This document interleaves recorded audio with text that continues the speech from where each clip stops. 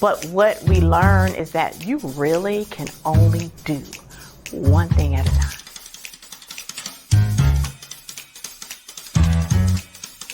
I was talking to someone who was really dealing with some challenges in the workspace and helping her to realize that on the surface, it may be that this person is not operating fairly, but what we do have to understand is that you got it in this class. So we are so thankful for Dawn, thankful for her time, thankful for her effort in putting all of this together to craft something.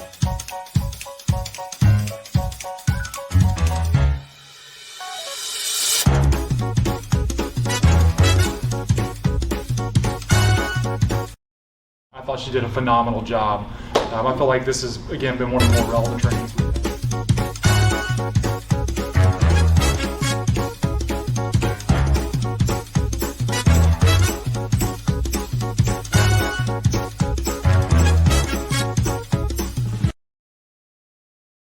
Hey everyone, welcome to the Leaders Lounge. I am Dawn Morris, your host of the Leaders Lounge, and the Leaders Lounge is brought to you as an outgrowth of my company, the World Class Training Institute, where our mission is to maximize an organization's greatest resource. And we do that through the delivery of leadership and professional development training programs. And have we got an amazing show for you all today? I am so excited to get into it. I have a couple of updates for you all before we start. The first one is I want to share with you all just a little bit for people who don't know what the World Class Training Institute does, some of the areas that we impact. As I stated, we focus on leadership and professional development training programs. So anything to help an organization be its best is in our wheelhouse, from delegation to systems thinking to personality assessments, emotional intelligence. We have an intentional leadership 6-session cohort that deals with all of the components that I've mentioned, conflict resolution. All of those things are in our wheelhouse. In addition, if there are topics that as an organization you have been challenged with and you want us to do some customized training for you, we are definitely open to doing that as well. We do educational consulting, and we also do fitness training. That is my personal development realm. So I'm a certified personal trainer, and I also do dance fitness training, particularly in the summertime. We have the DS60 Summer 24 that is going on right now right here in Nashville. So so many opportunities and ways to get involved with the World Class Training Institute. Currently, I do want to announce that we are working in partnership with the Urban League of Middle Tennessee and with their Summer League series that is centered on helping participants be ready to not only get a job, but to be sustainable in a career. And we kicked that off last week with our, it was our Dress for Success session called The Mindset of a Moneymaker. And we took a holistic approach where we dealt not just with how you look on the outside, but how you're dressing your minds to be confident and successful in the workplace. This week, we are going to tackle our signature program, which is EI Over Everything. And we're going to look at emotional intelligence and the dimensions of emotional intelligence and everything that's necessary to help you as a leader of yourself to be successful and to regulate and be aware of when your amygdala is triggered so that you can handle yourselves and collaborate and operate with empathy in the workplace and even in life. So especially, I shouldn't say especially in life. So EI Over Everything is this week. And then next week is going to be how to maximize your time in a career fair. Career fairs are great opportunities to come face to face with the person who's making the decision for your employee. And you have to have a strategy when you are working a career fair. I loved career fairs when I was job seeking because it gave me that opportunity to talk to, if not the person with whom I'd be working, but the person who's going to be that catalyst to get me to the person with whom I would be working. So I'm going to really help them with the strategies to be successful in a career fair next week. If you are interested in that program, go to ulmt.org. That's ulmt.org. ULM like middle, T like Tennessee.org. And let them know that you're interested in attending that, so you can participate in these last sessions. It is an amazing, amazing time. And we got some great people in that classroom. So please make sure to join us for that. All right. And then, of course, the last thing, Unpacking Agape, is scrolling across the bottom of your screen, worldclasstraining.net/agape, which we're going to tap into today. It is the 7 languages of intentional leadership. This book is an amazing read, and I'm not just saying it because I wrote it. I'm saying it because it's facts. And when we're talking about languages, we're talking about behaviors. We're going to tap into one of the sections of the intentional leadership book today, and you'll get a little taste of it as I explore this topic. But if you're interested in the book, go to worldclasstraining.net/agape, AGAPE. And then my other book is What Would Barack Do? The 7 Languages of Intentional Leadership. This is Unpacking Agape right here, just so that you all can see that one. And then my other one is What Would Barack Do? Inspiring Presidential Tools for the Leader in You. This is Freedom Month because, of course, Juneteenth is June 19th.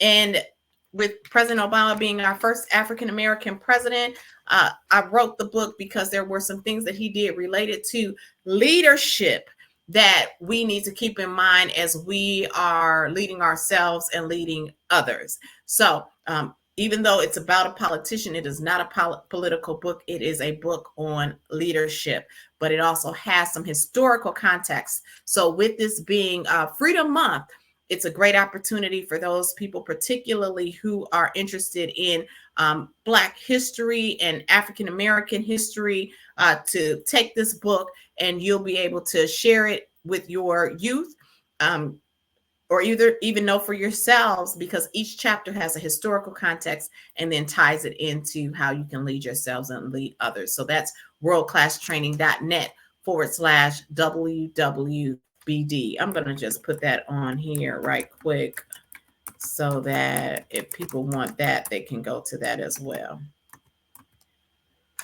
All right.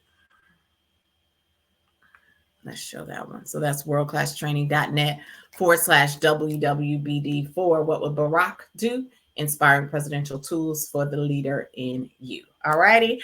And for today, though, we are going to focus on this book, which is Unpacking Agape, the 7 Languages of Intentional Leadership.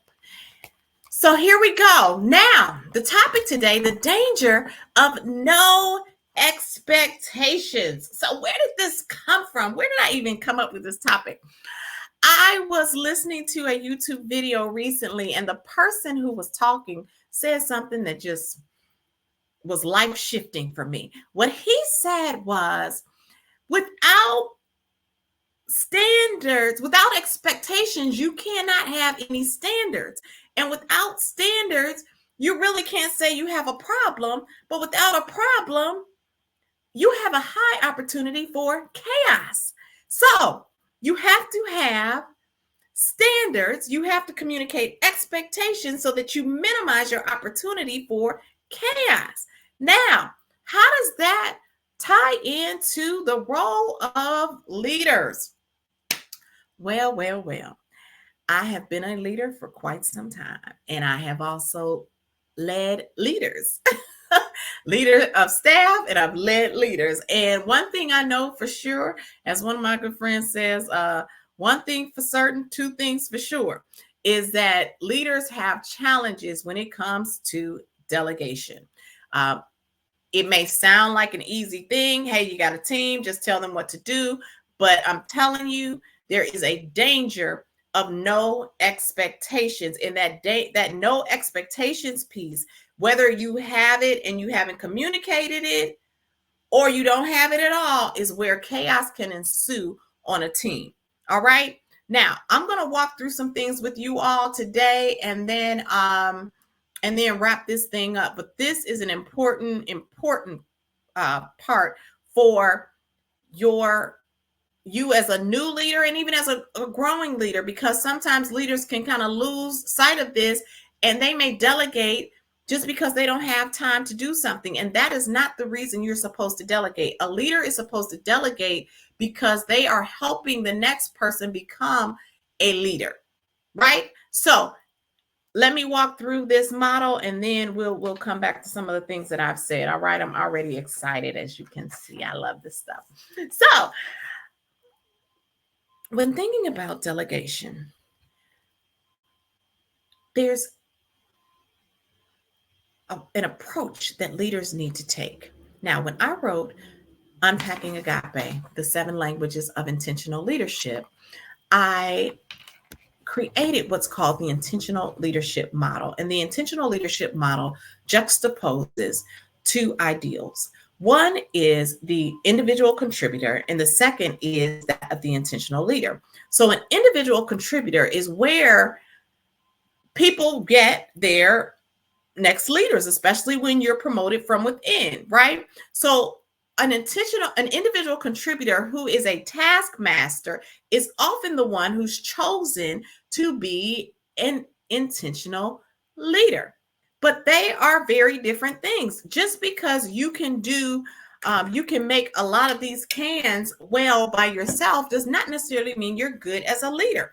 So an individual contributor is more focused on what is the task, when does it have to be done, and why is this important? An individual contributor, however, has more of a 3D approach to how they run their business. And when you move from an individual contributor to an intentional leader or a leader of people, you should be thinking intentionally. And so 4 things that an intentional leader has that I outlined in my intentional leadership model are these. 1, the intentional leader carefully considers the who.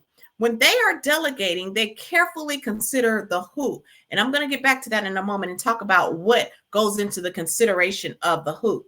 The second thing the intentional leader does is they take the long view. So they have more of a systems approach for how they make decisions. They don't just think, hey, you know what? I can't do this, so let me just give it to someone else.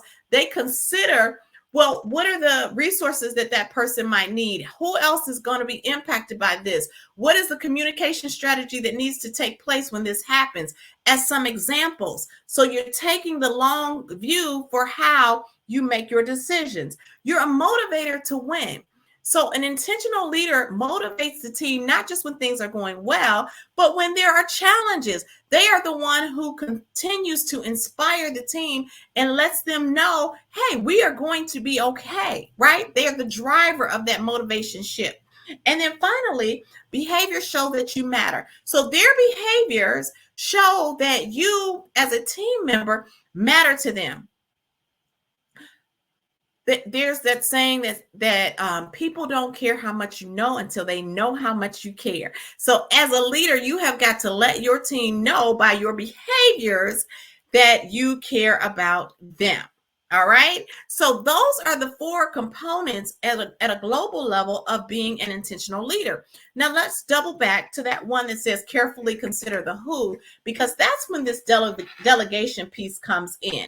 So as I wrote on page 16 of my book, Unpacking Agape, the 7 Languages of Intentional Leader, that's where we're talking about this delegation piece. So as a leader carefully considers the who, the first thing they must understand is that the person to whom you delegate is the person who is responsible for carrying out the task. So it is a task-oriented piece of the delegation model.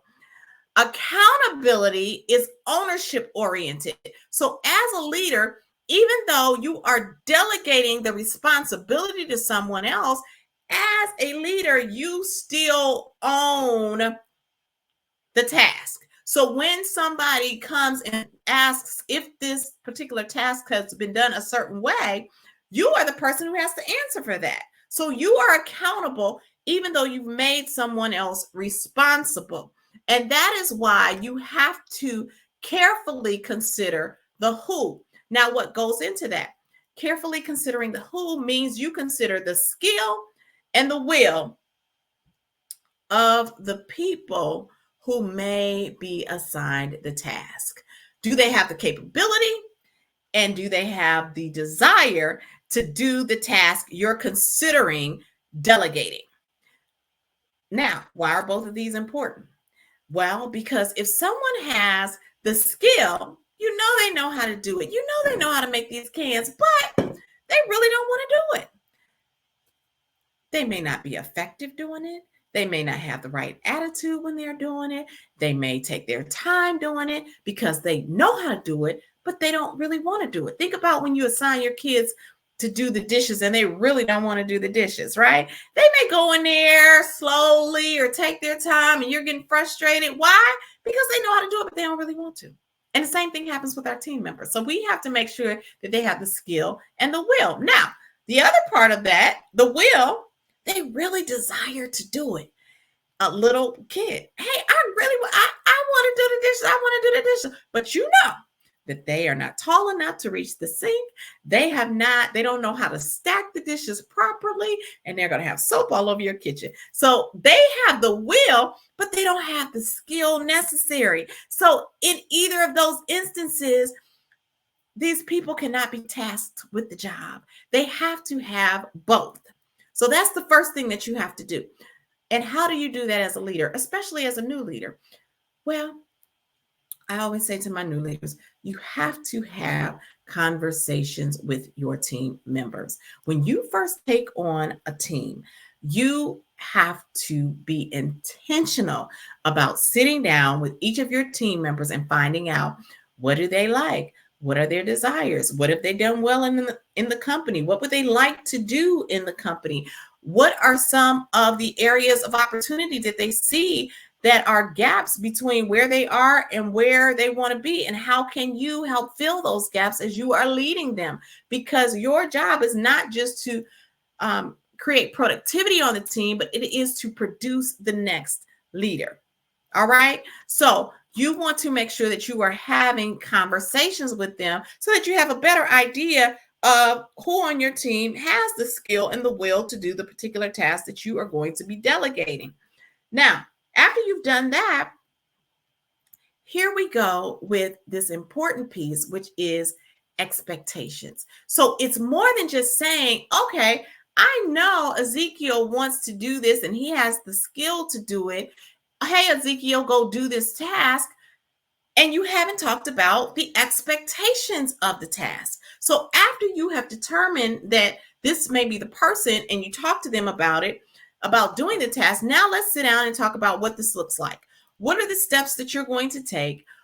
When is the assignment going to be due? And what are the touch points along the way to ensuring that this is done in the time that it's supposed to be done in? Now, I shared earlier that my previous boss was fabulous for this. When it came to setting deadlines, she would ask me by when could I do whatever the task was. And then if I set a time that was in line with what her thoughts were, then we were all good. We were in alignment on what the task was and when it was due. If there was a difference, then we would have that discussion. So again, we both walked away on the same page regarding when this task was going to be given back to her or to whomever the task was going to be handed off to upon my completion.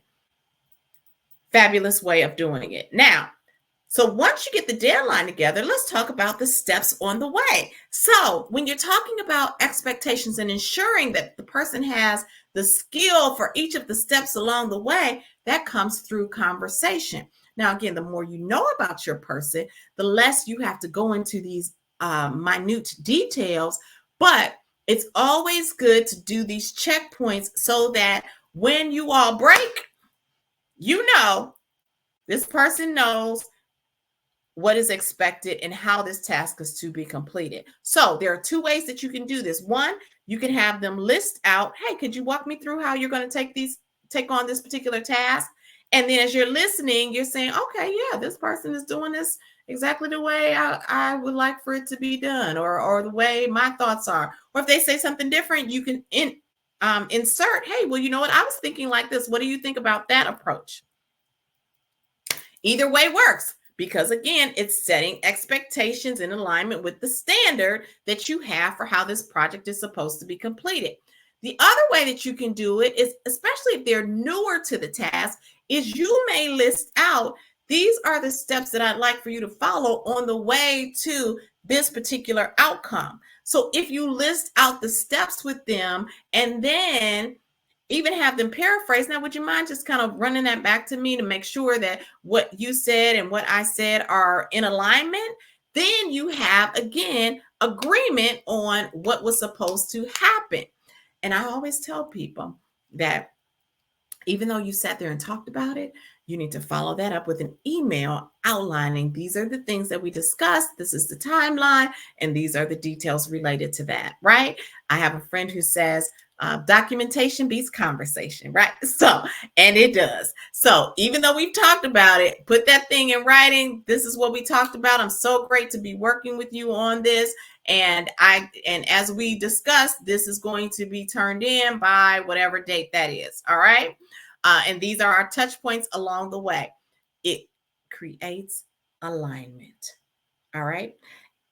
As I have here, after you've worked to agree on expectations, and you've set those follow-up times, you have to make sure that you follow up. Don't just set follow-up times and then, hey, I'm busy. You change the date, you change all of these other, you're not available when you're supposed to be available. Remember, as the person who still owns the responsibility, you cannot take a hands-off approach to this. And you cannot not let them know that they have your support, which is the next bullet here. You want to provide support when needed, even if it's not one of the follow-up times, because you are still the leader. You don't want to just send them off and have them doing something, especially if they're brand new to the task and you're nowhere to be found along the way. So follow up times established, and then make sure you follow up. Now, if it's a longer term item, those follow-up dates are going to be in, there are going to be longer days in between each of the follow-up dates, right? So, but if it's something that happens quickly, then, or in a small window, you may have several follow-up times on the way to that. The more the person knows about how to do it, the less follow-up dates are needed, but you have to consider the duration when setting your follow-up dates, all right? And then the provide support when needed. So we're going to talk about this in a minute, but delegation has to have some autonomy. You have to have some trust with the person to whom you're delegating. And that's, of course, by knowing the skill and will of the person. The more you know about that, the more you're going to trust. But once you've given them the autonomy to get the job, or the autonomy to complete the job, once you've given them the job, you have to give them the autonomy to complete the job. All right. So you have to give them the freedom to make mistakes. And then you talk about that during the follow-up dates.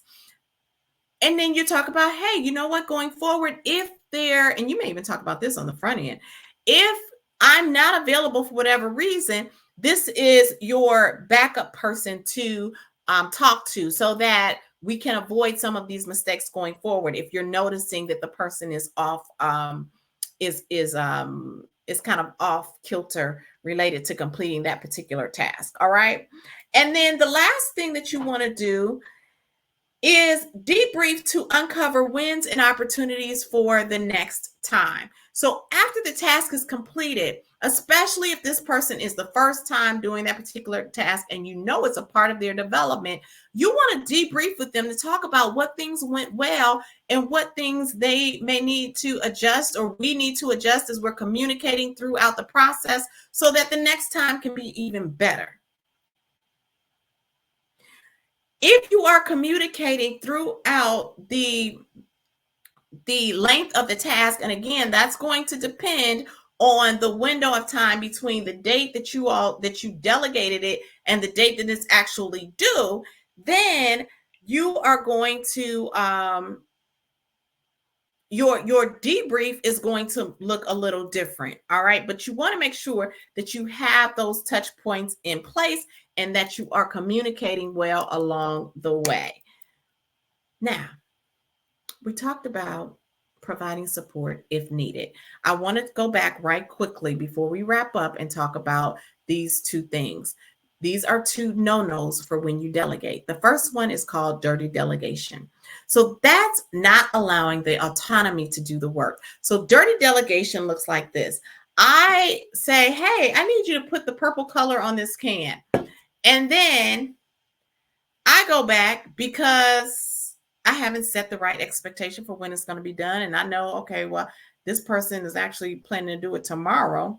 The day is ending, but we haven't talked about it. It's in their heads, not in mine. So I go and put the purple on there myself. And so the person comes back and like, I thought you wanted me to put the purple on there. Oh, as a leader, I say, oh, but I needed that by the end of the day. Well, you didn't tell me that. So you dirty delegated, correct? So you don't want to do that as an example. The next thing is the micromanaging, looking over every minute detail of the task or process. You do not want to do that either.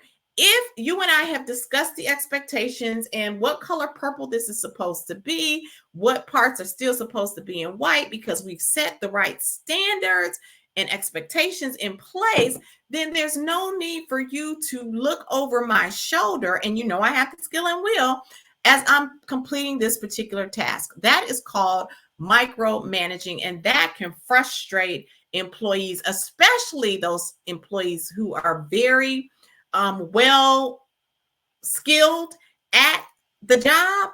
That will drive them crazy. That will absolutely drive them crazy. So you want to set the right expectations, set the right time frame, provide the autonomy to do the work. And if you have these checkpoints in place, then you're less likely to feel the need to micromanage, because at the checkpoints, you will be doing that mini dive into what's been completed, what's gone well, and what things may need to be improved along the way. All right. So, y'all,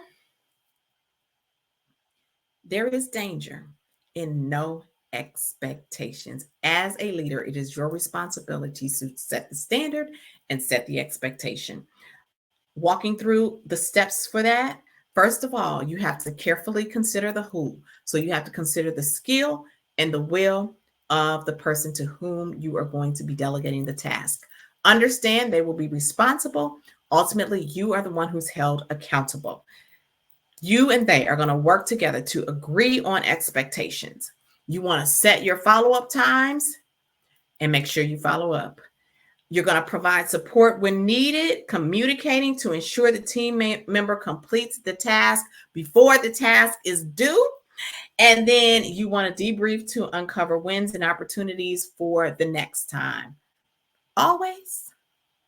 Yes, always. So, I hope that this has been helpful for you all. We do a whole class too on delegating. So if you have new leaders who really struggle with this, because a lot of times, again, you have people who are taskmasters, people who've done work very well by themselves, and now you put them in charge of other people and they have to delegate and they don't know how to delegate effectively.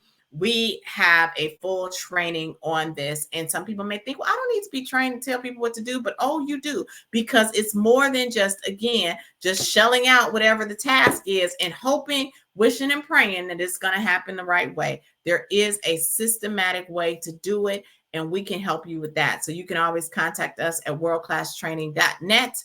Go to the bottom, schedule a meeting, and we can help you to deliver that program or any of our leadership and professional development programs to your teams.